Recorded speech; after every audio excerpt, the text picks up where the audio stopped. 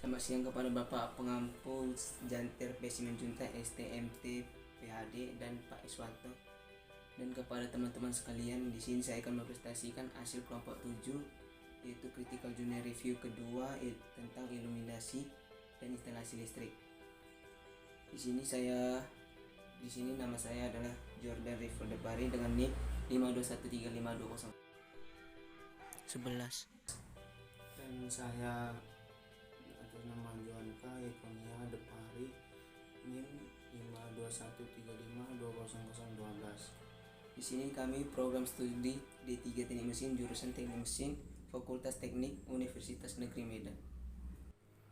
Kata pengantar, puji syukur saya panjatkan kehadiran Tuhan Yang Maha Esa yang telah memberikan rahmat, kesehatan dan kesempatan sehingga bisa menyusun atau menyelesaikan penyusunan makalah ini.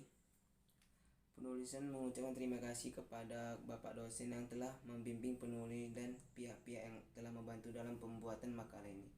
Makalah ini penulisannya ini bahwa jauh dari kesempurnaan dan masih banyak kekurangannya, baik isi maupun penyusunnya. Penulis juga mengharapkan kritik dan saran yang membangun guna kesempurnaan tugas ini. Akhir kata penulis mengucapkan terima kasih, semoga dapat bermanfaat dan bisa menambah pengetahuan bagi pembaca. Medan, 15 Juli 2022. Daftar isi. Kata pengantar. Daftar isi bab 1 pendahuluan. 1.1 Rasionalisasi pentingnya CJR. 1.2 Tujuan penulisan CJR. 1.3 Manfaat CJR. 1.4 Identitas jurnal. Bab 2 Pembahasan. 2.1 Ringkasan isi dan pembahasan jurnal. 2.2 Kelebihan dan kekurangan jurnal. Bab 3 Penutupan kesimpulan. Daftar pustaka. Bab 1 Pendahuluan. 1.1 Rasionalisasi pentingnya Critical Journal Review atau CJR. Critical Journal Review CJR sangat penting buat kalangan pendidikan, terutama buat mahasiswa maupun mahasiswi, karena dengan mereview suatu jurnal maka mahasiswa-mahasiswi ataupun si pengkritik dapat membandingkan dua jurnal dengan tema yang sama, dapat melihat mana jurnal yang perlu diperbaiki dan mana jurnal yang sudah baik untuk digunakan berdasarkan dari penelitian yang telah dilakukan oleh penulis jurnal tersebut. Setelah dapat mereview jurnal, maka diharapkan mahasiswa-mahasiswi dapat membuat suatu jurnal karena sudah mengetahui bagaimana kriteria jurnal yang baik dan benar untuk digunakan dan sudah mengerti bagaimana cara menulis atau langkah-langkah apa saja yang diperlukan dalam penulisan jurnal tersebut. 1.2 Tujuan penulisan Critical Journal Review CJR. Critical Journal Review ini bertujuan untuk belajar melalui pemenuhan tugas mata kuliah Kewarganegaraan Universitas Negeri Medan untuk membuat Critical Journal Review atau CJR sehingga dapat menambah pengetahuan untuk melihat atau membandingkan dua atau beberapa jurnal yang baik dan yang benar. Setelah dapat membandingkan, maka akan dapat membuat suatu jurnal karena sudah dapat membandingkan mana jurnal yang sudah baik dan mana jurnal yang masih perlu diperbaiki, dan juga karena sudah mengerti langkah-langkah dari pembuatan suatu jurnal. 1.3 Manfaat Critical Journal Review atau CJR. Manfaat penulisan Critical Journal Review atau CJR yaitu: 1. Dapat membandingkan dua atau lebih jurnal yang direview. 2. Dapat meningkatkan analisis kita terhadap suatu jurnal. 3. Supaya kita dapat mengetahui teknik-teknik penulisan CJR yang benar. 4. Dan dapat menulis bagaimana jurnal yang baik dan benar. 5. Menambah pengetahuan kita tentang isi-isi dan jurnal-jurnal penelitian. 1.4 Identitas jurnal. Jurnal pertama. 1. Jurnal artikel, judulnya Perencanaan Sistem Penerangan Jalan Umum dan Taman di Areal Kampus Unimed dengan menggunakan teknologi tenaga surya atau aplikasi di areal pendopo dan lapangan parkir. 2. Tahun terbit September 2013. 3. Nomor 3. 4. Pengarang artikel Doni T. B. Siombing, Insinyur Surya Tarbiji Kasim MSI. 5. Penerbit Simuda Exicom. 6. Volume 3. Jurnal 2. 1. Jurnal artikel perancangan instalasi listrik pada blok pasar modern dan apartemen di gedung kawasan Pasar Terpadu Blimbing, Malang. 2. Nomor 3. Pengarang artikel Iksan Santoso. 5. Email iksanku_21@yahoo.co.id. Bab 2. Pembahasan. 2.1 Ringkasan isi jurnal. Jurnal pertama, perencanaan sistem penerangan jalan umum dan taman di areal kampus Unimed dengan menggunakan teknologi tenaga surya atau aplikasi di areal pendopo dan lapangan parkir. 1. Pendahuluan. Penerangan umum dengan menggunakan tenaga surya merupakan sebuah alternatif yang murah dan hemat untuk digunakan sebagai sumber listrik penerangan karena menggunakan sumber energi gratis dan tak terbatas dari alam, yaitu energi matahari. Lampu jalan tenaga surya atau PJU tenaga surya dapat diaplikasikan di berbagai tempat, antara lain jalan umum, lampu taman, area kampus, lingkungan perumahan, area SPBU, area pabrik, lampu penerangan daerah wisata, lampu dermaga, lampu area perparkiran, lampu jalan raya, lampu penerangan terpencil, lampu jalan pedesaan, lampu lapangan olahraga, daerah pegunungan, daerah pantai, altebus, dan lain-lain. Secara keseluruhan sistem ini dirancang untuk menyediakan cahaya penerangan umum dengan sumber energi terbarukan, bebas biaya perawatan dan berumur ekonomis lama. Dengan sistem pemasangan yang cepat dan mudah, PJU LED tenaga surya dapat menjadi solusi yang dalam mengatasi kebutuhan penerangan jalan umum. 2. Solar cell. Penerangan jalan tenaga surya merupakan sebuah alternatif yang murah dan hemat untuk digunakan sebagai sumber listrik penerangan karena menggunakan sumber energi gratis dan terbatas dari alam, yaitu energi matahari. Lampu jalan tenaga surya atau PJU tenaga surya menggunakan modul atau panel surya dengan lifetime hingga 25 tahun yang berfungsi menerima cahaya atau sinar matahari yang kemudian diubah menjadi listrik melalui proses fotovoltaik. Lampu ini secara otomatis dapat mulai menyala pada sore hari dan padam pada pagi hari. Dengan perawatan yang mudah dan efisien selama bertahun-tahun, lampu jalan tenaga surya menggunakan lampu LED jenis iPower yang sangat terang, hemat energi, dan tahan lama. Fotovoltaik adalah teknologi yang berfungsi untuk mengubah atau mengkonversi radiasi matahari menjadi energi listrik. Secara langsung, PV biasanya dikemas dalam sebuah unit yang disebut modul. Dalam sebuah modul, surya terdiri dari banyak sel surya yang bisa disusun secara seri maupun paralel. Sedangkan yang dimaksud dengan surya adalah sebuah elemen semikonduktor yang dapat mengkonversi energi surya menjadi energi listrik atas dasar efek fotovoltaik. Lampu penerangan jalan umum tenaga surya dapat dilihat seperti pada gambar. Foto diambil di daerah Jalan Juanda, Medan. Gambar LPJU tenaga surya. Keunggulan lampu penerangan jalan tenaga surya: A. Terang dan tahan lama. B. Hemat energi. C. Ramah lingkungan. D. Bebas polusi. D. Cepat dan mudah dalam pemasangan. Secara sederhana, Solar cell terdiri dari persambungan bahan semikonduktor bertipe P dan N atau P garis N junction semikonduktor yang jika tertimpa sinar matahari maka akan terjadi aliran elektron. Aliran elektron inilah yang disebut sebagai aliran arus listrik. Bagian utama perubah energi sinar matahari menjadi listrik adalah absorber atau penyerap. Meskipun demikian, masing-masing lapisan juga sangat berpengaruh terhadap efisiensi dari solar cell. Oleh karena itu, absorber di sini diharapkan dapat menyerap sebanyak mungkin solar radiation yang berasal dari cahaya matahari.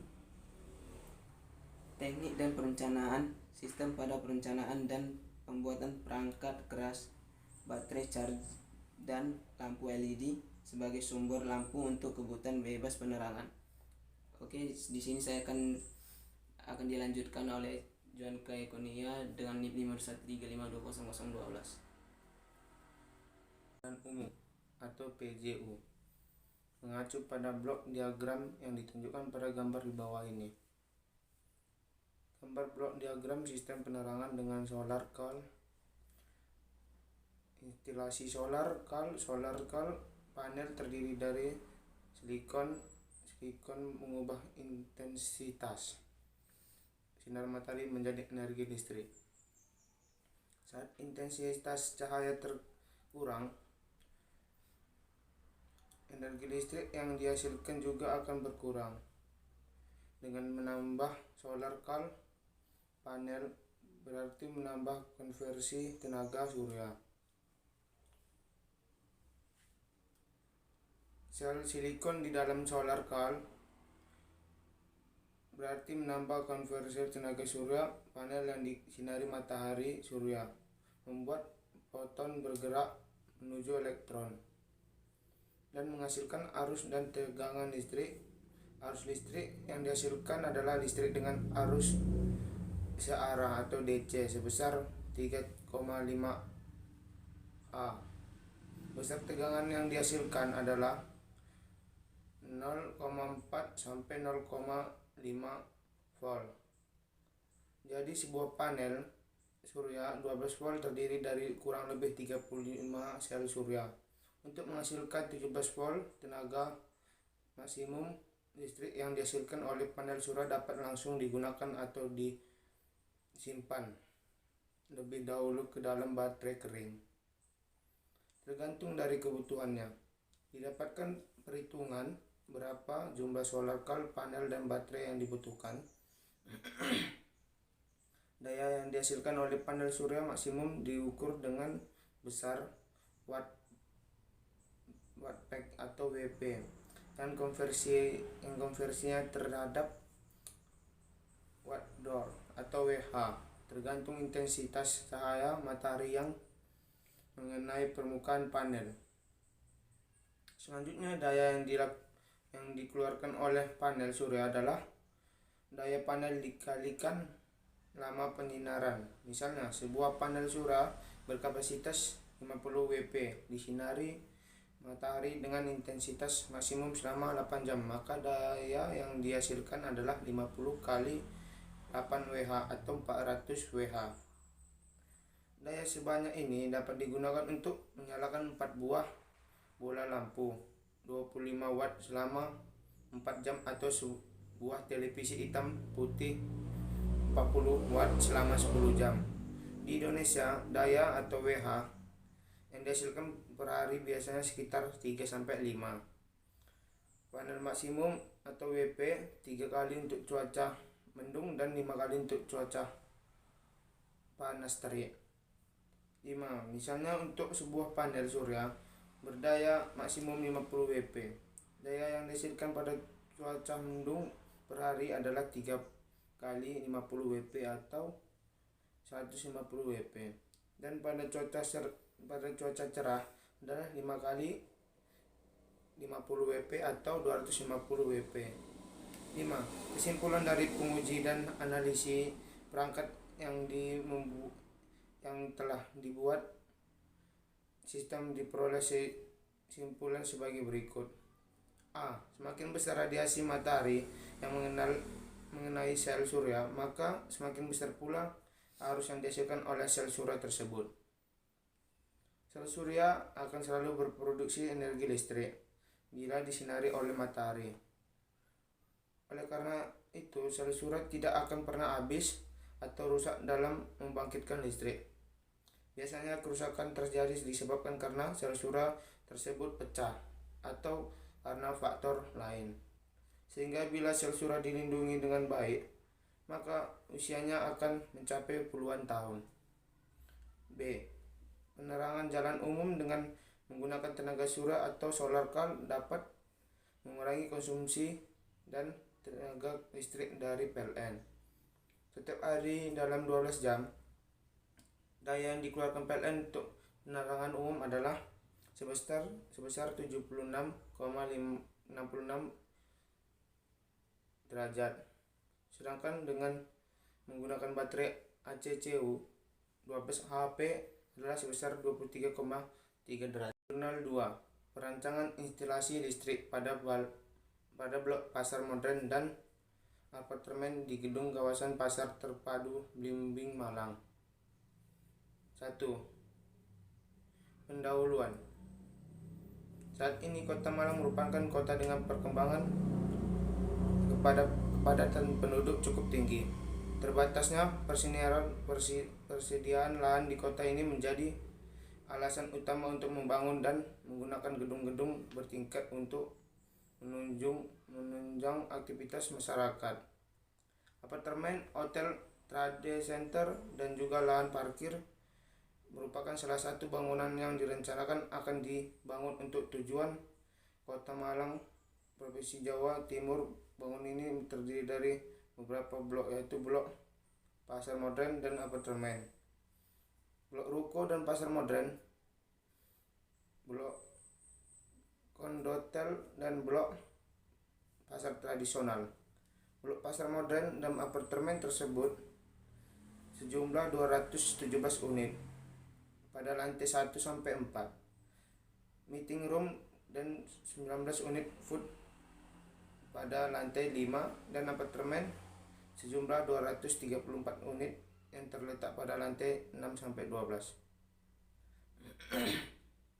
Instalasi listrik merupakan salah satu bagian yang sangat penting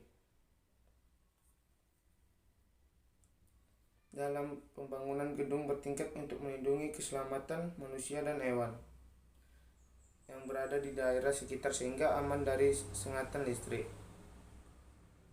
Mengingat masih sering terjadi kebakaran pada suatu bangunan baik rumah atau pasar maupun gedung yang penyebabnya diduga karena hubungan singkat atau secara umum karena listrik pada suatu rumah mengabaikan persyaratan untuk instalasi listrik atau PUIL Standar Nasional Indonesia atau SNI, dan tidak memperhatikan ketentuan dari keamanan dan teknologi modern dan juga estetika keindahan.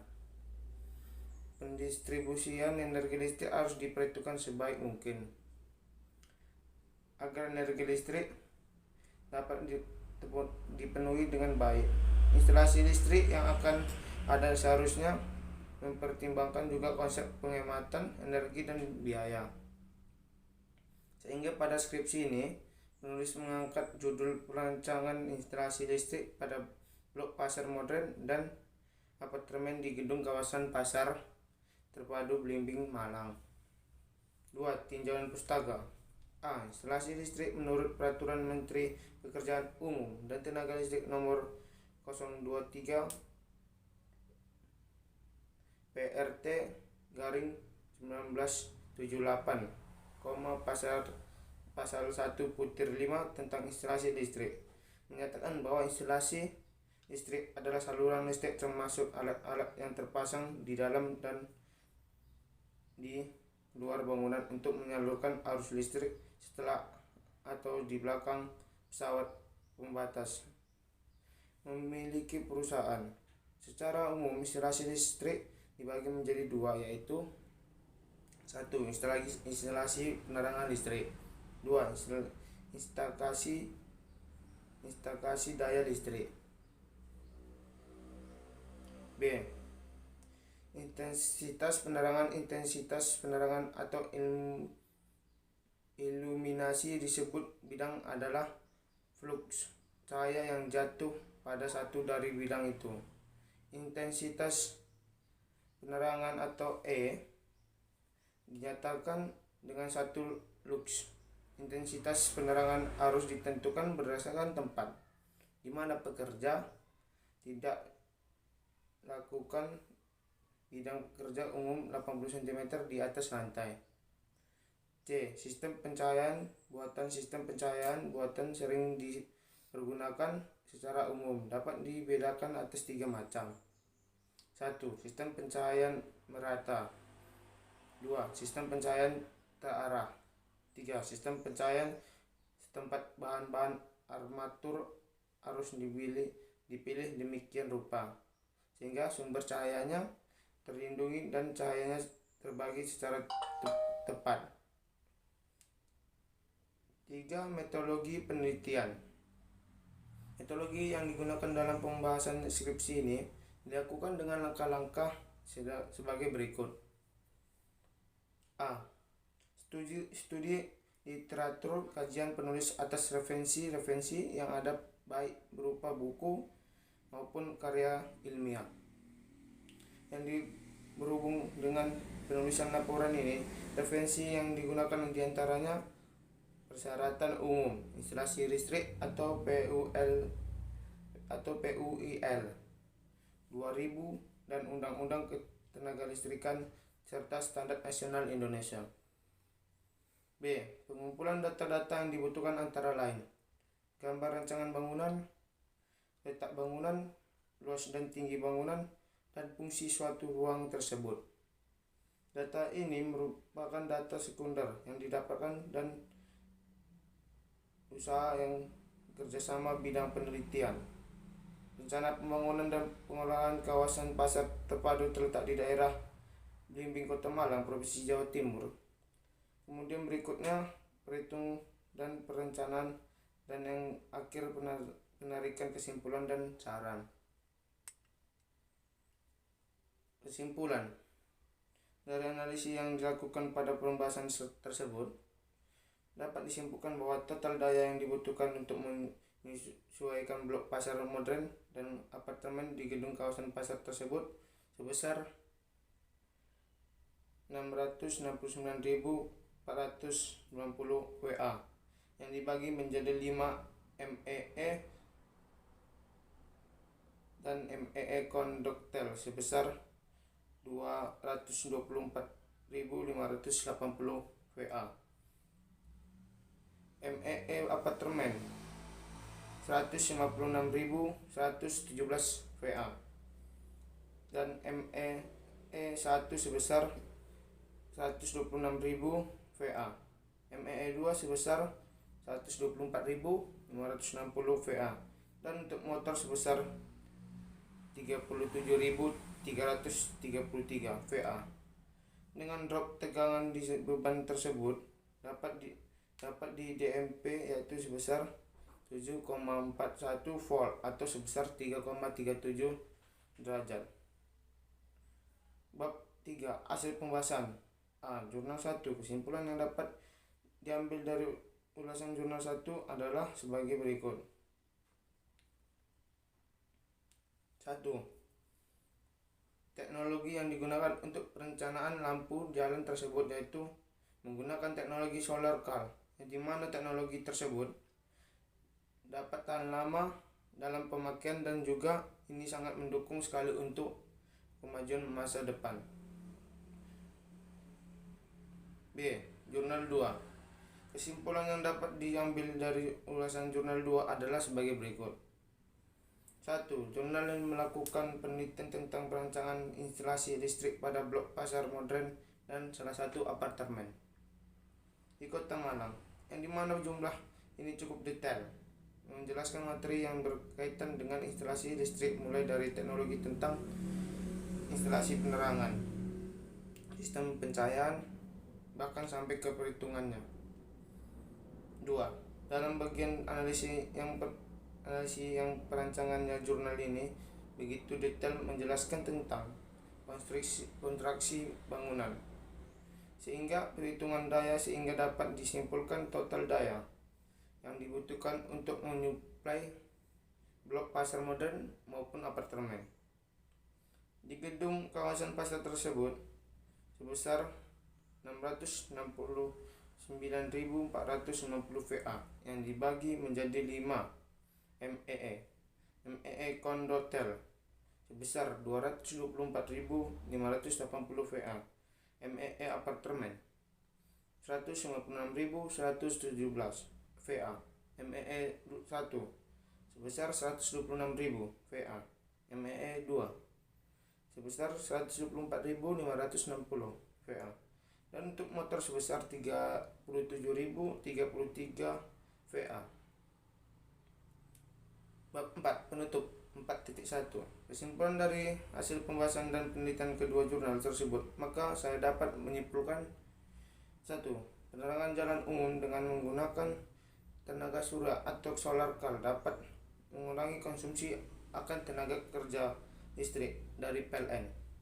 Setiap hari dalam 12 jam, daya yang dikeluarkan PLN untuk penerangan umum adalah sebesar 76.066%. Sedangkan dengan menggunakan baterai ACCU 12 HP adalah sebesar 23,3%. 2. Pendistribusian energi listrik harus diperhitungkan sebaik mungkin agar energi listrik dapat dipenuhi dengan baik.